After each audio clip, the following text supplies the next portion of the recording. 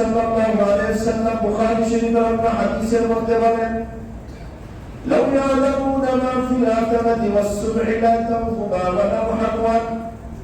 মানুষ যদি জানতো এশা এবং ফজরের নামাজ জামাতে আদায় করলে কি পরিমাণ মূল্য, কি পরিমাণ দাম, কি পরিমাণ মর্যাদা, মানুষ যদি এটা জানতো তাহলে মানুষ হামাগুড়ি দিয়ে হলেও মসজিদে এসে জামাতের সাথে নামাজ আদায় করতো।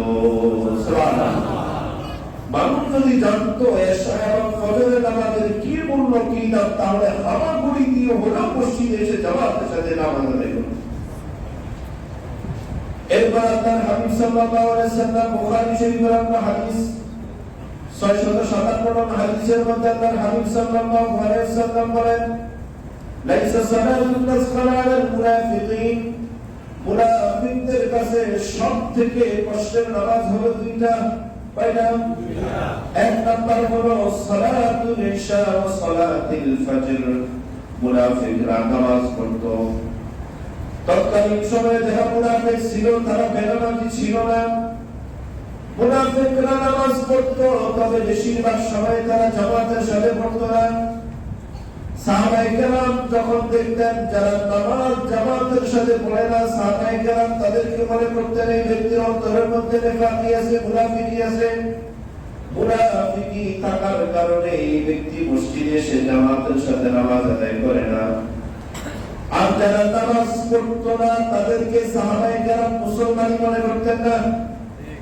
যারা নামাজ পড়তো না তাদেরকে সাহাবায়ে কেরাম মুসলমান মনে করতেন না।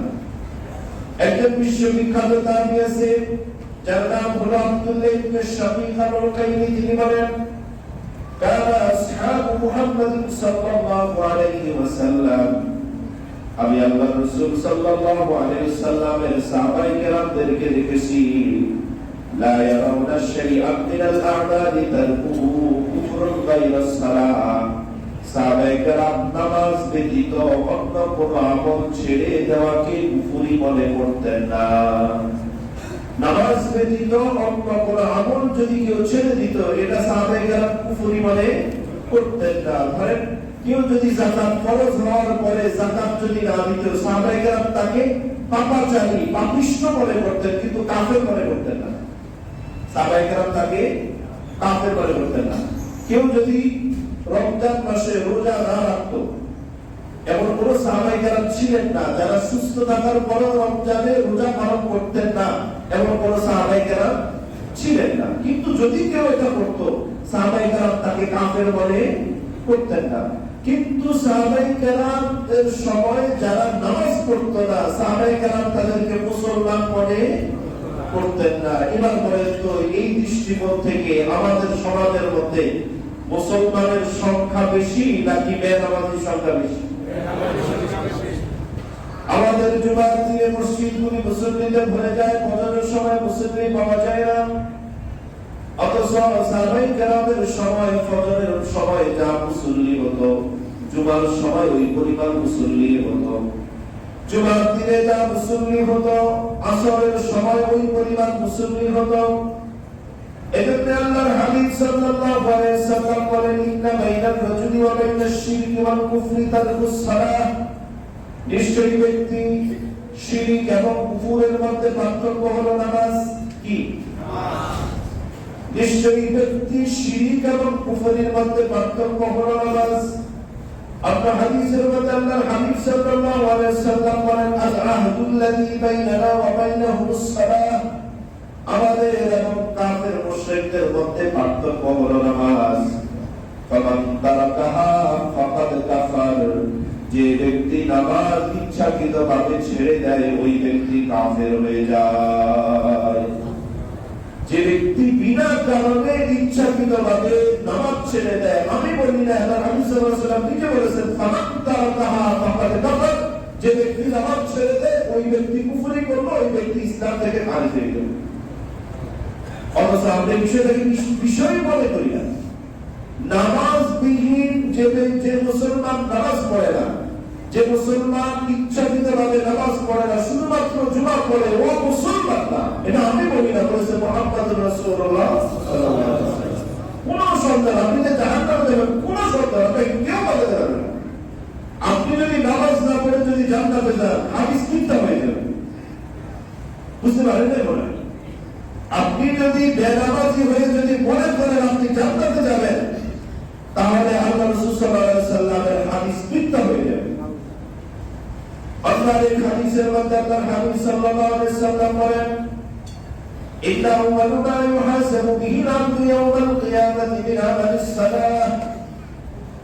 নিশ্চয়ই আল্লাহ তাআলা হাশরের ময়দানে দিন সর্বপ্রথম বান্দার কাছ থেকে নামাজের হিসাব চাইবেন। ফামান সালাহা ফাকাদ আফলাহা ওয়া আনজাহা। যে ব্যক্তি নামাজের হিসাব দিতে পারবে ওই ব্যক্তি সফল হয়ে যাবে এবং নাজাত পেয়ে যাবে।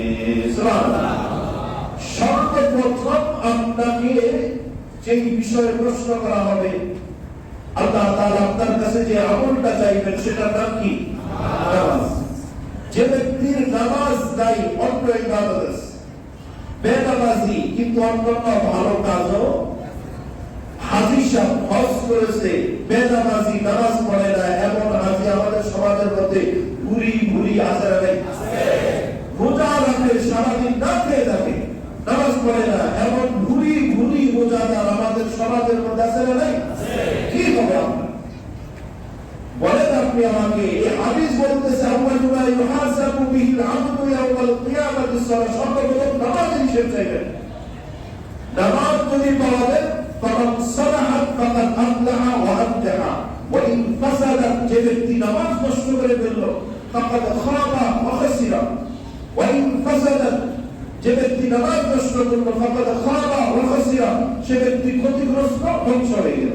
অথচ এই ব্যক্তির হজের আমল আছে, রোজার আমল আছে, যাকাতের আমল আছে, দান সদকার আমল আছে, অন্যান্য ভালো কাজ আছে, নামাজ পড়ে সব আমল আল্লাহ তাআলা নষ্ট করে দিবেন। বুঝতে পারলেন আপনি?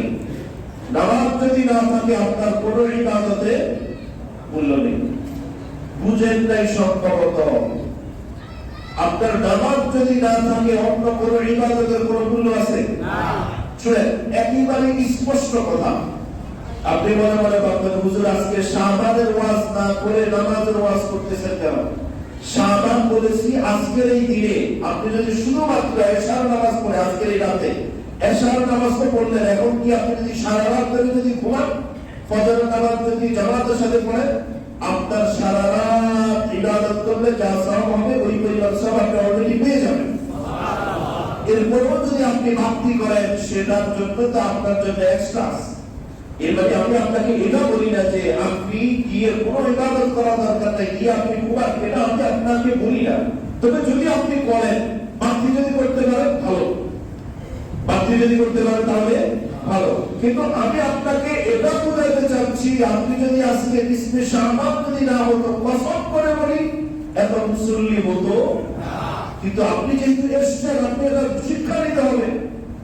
আপনি এটা শিক্ষা নিতে হবে। আমি জানি যে আপনি জাহান্নাম থেকে বাঁচার জন্যই আজকে আসছেন, ঠিক না? এটা আপনি জাহান্নাম থেকে মুক্তি পাওয়ার জন্যই এসেছেন। কিন্তু এমন কোন পথ নেই নামাজ ছেড়ে দিয়ে জাহান্নাম থেকে বাঁচার কোন পথ পৃথিবীর মুখে একটাও নেই।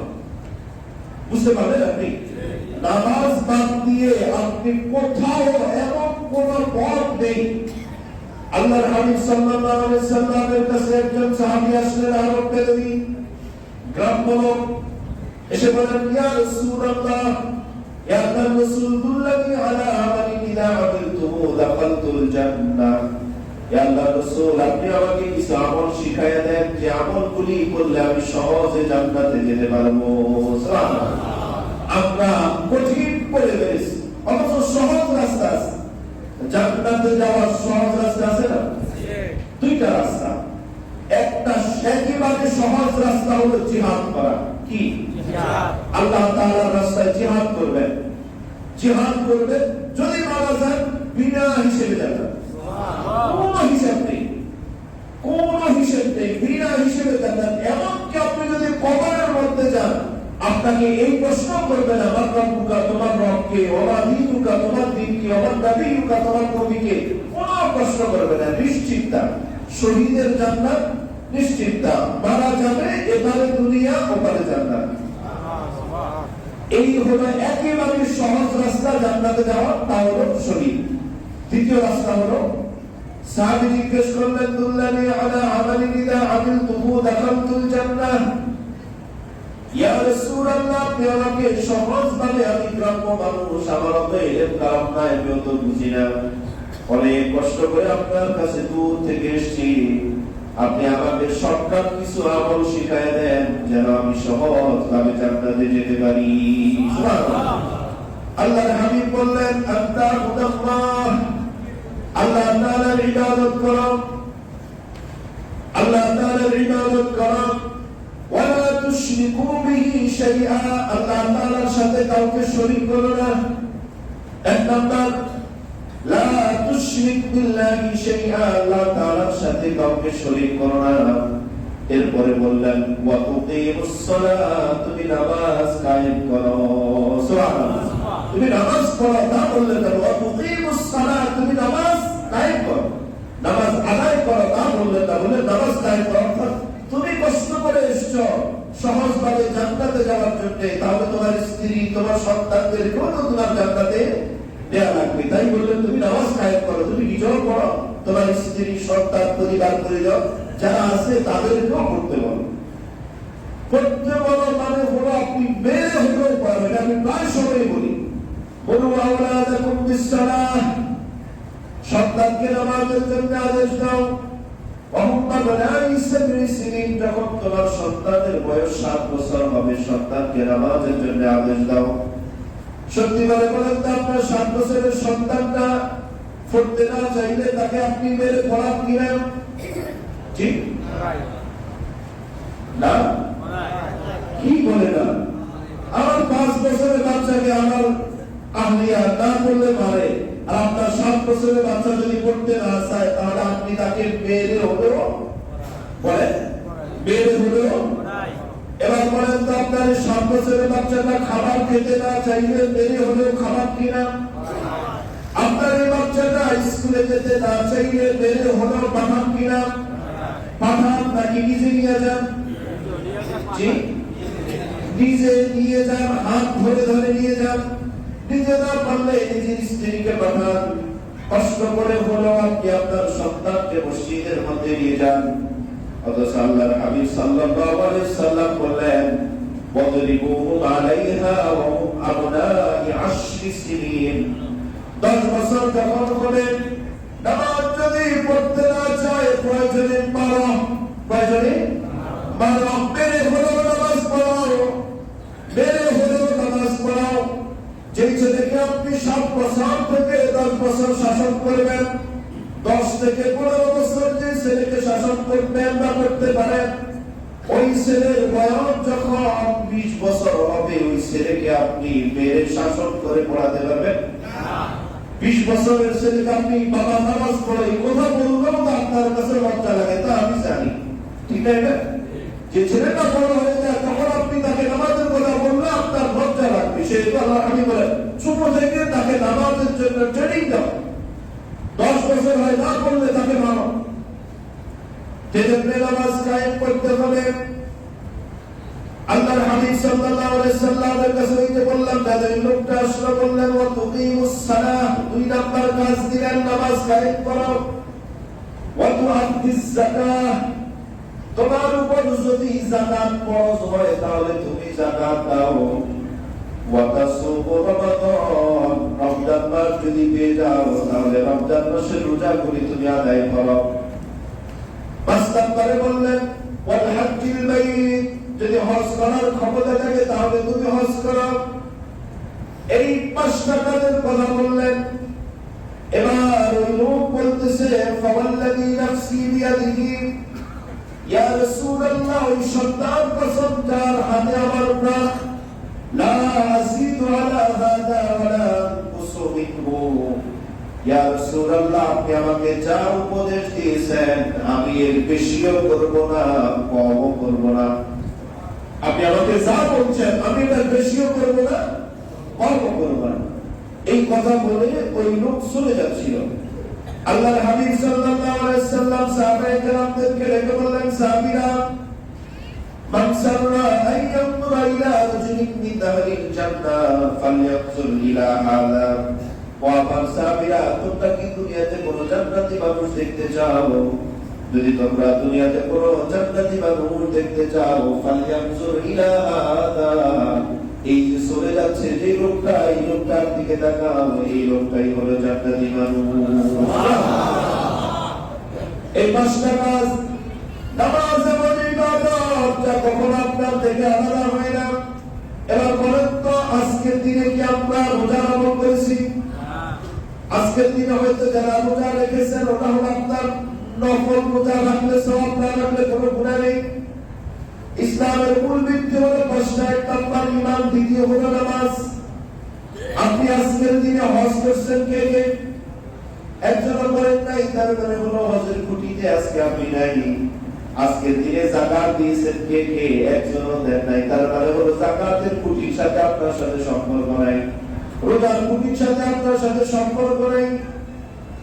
কিন্তু একটা খুঁটি আছে, যে খুঁটি কখনো আপনার থেকে আলাদা হয় না, আলাদা করা যাবে না, সেই খুঁটির নাম হলো নামাজ। কি নাম? নামাজ। এই খুঁটি কখনো আপনার কাছ থেকে আলাদা হয় না, যে অবস্থায় থাকে নামাজ পড়তে হবে। সমুদ্রের মধ্যে আপনি পড়ে গিয়েছেন, জাহাজ ডুবে গেছে, সমুদ্রের মধ্যে আপনি আছেন, আপনি সাঁতার জানেন, এখন আপনি আছেন, এই মুহূর্তে যদি কোনো নামাজের সময় হয়, ফতুয়া নামাজের মাসালা কিন্তু আপনার মাথা খারাপ হয়ে যাবে। এই অবস্থায় নামাজ আপনার কাছ থেকে আলাদা না, তখনও আপনাকে নামাজ পড়তে হবে। বুঝতে পারেন না? মনে হয় আপনি সমুদ্রের মধ্যে আপনি পড়ে গেছেন, এখন আপনি বাঁচবেন কিনা সন্দেহ, বাঁচতেও পারেন, নাও বাঁচতে পারেন। এই অবস্থায় যদি কোনো নামাজের ওয়াক্ত এসে যায়, আপনার কাছে কেবলা ছিলেন না, অনুমান করে হলেও ওই অবস্থায় ওযু করে আপনাকে নামাজ আদায় করতে হবে। বুঝতে পারলেন আপনি? আপনার সারা শরীরে আগুন লেগে পুড়ে ছাই হয়ে গেছে ধরেন আপনার, কিন্তু আপনি এখনো মারা যান নাই, সারা শরীরের মধ্যে আপনার ব্যান্ডেজ করে দেওয়া হয়েছে, ওযু করার, হাত পা নাড়ানোর কোনো ক্ষমতা নেই, তো আপনার ব্রেন সচল আছে। কি ব্রেন সচল আছে? আপনি বুঝতেছেন এখন জোহরের নামাজের ওয়াক্ত হয়েছে, আযান দিচ্ছে।